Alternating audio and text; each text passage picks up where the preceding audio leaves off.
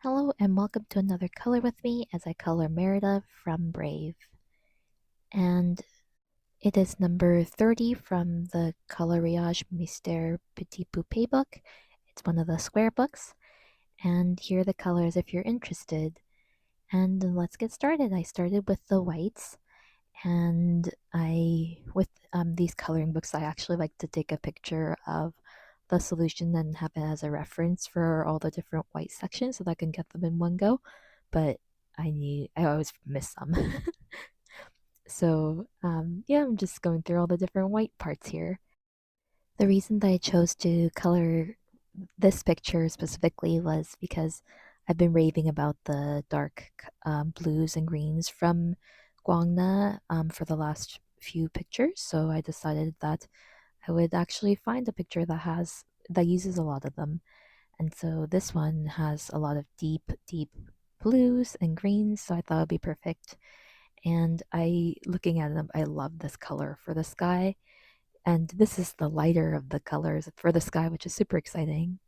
I also love this like dotted effect that goes on in the sky here.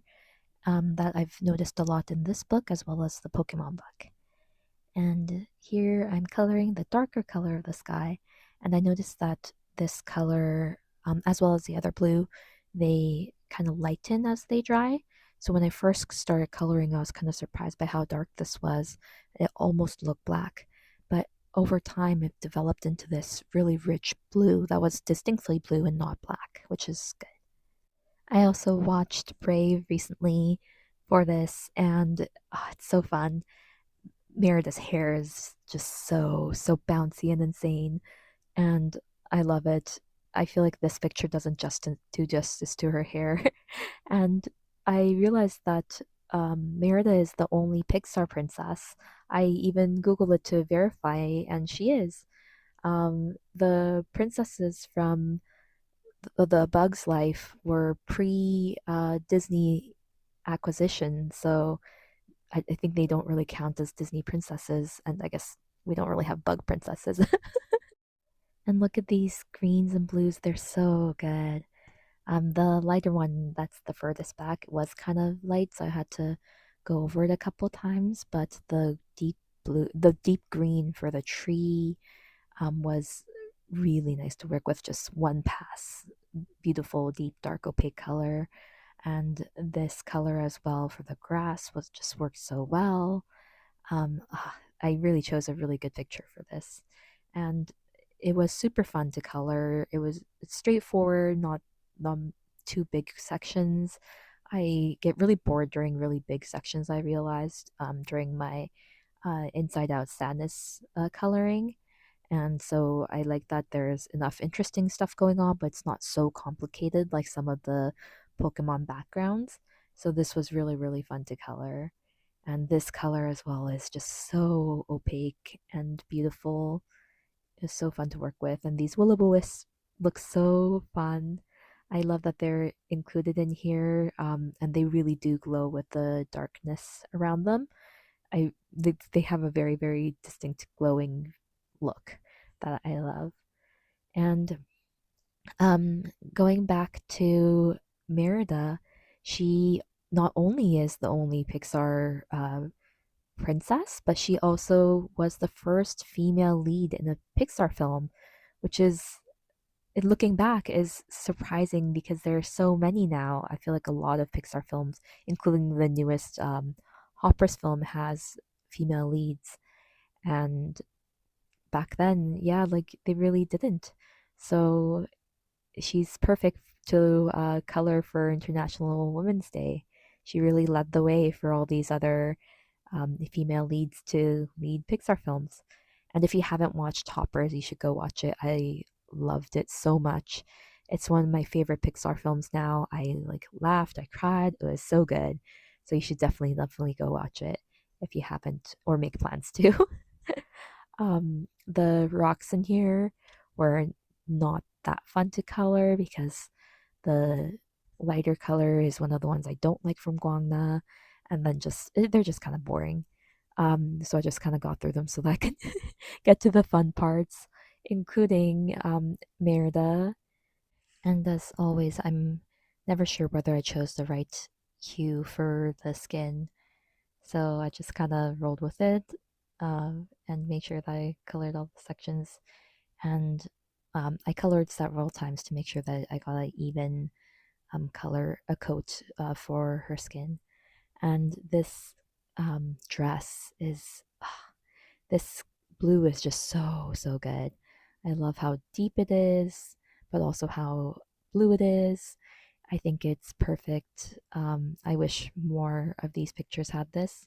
So maybe because I do like the darker pictures, I really should get the villains book as well. And it would complete my set of the American versions of the Disney Color by Number books. So that'd be fun. This red was really nice as well, but I did have to do a couple coats to get even coverage that's not streaky, unlike the blues and greens. And if you haven't noticed, the background, the blue that was looked almost black, now has kind of lightened to a much lighter blue. And it's kind of surprising looking now compared to how it looked as it was freshly wet. I also wasn't sure whether the red was the proper tint for her hair, but after watching the movie, I'm confident it's the correct red. And here I'm outlining, as you know, already know I love outlining and the effect that it has on the picture. It's my first time using Posca markers for this. So I have the 3mm, a 3M as well as a 1M, so they're different thicknesses, and they have these like plastic nibs that feel very different from brush tips. And I think I have a love-hate relationship with them. I find them a bit hard to work with. Like the plastic slippy feeling as I'm outlining feels a bit weird, but the effect it has on the picture is just so beautiful. I love the black. And it feels slippy and weird as I'm using it, but somehow they kind of like stay within where I'm coloring, so I still have really good control, even though as I'm coloring, it feels like I don't. So yeah, I'll have more of an opinion as I work through it, but I I still have to figure out like which thickness I prefer for what sections. Um, I kept switching between the two for this and found that that worked well.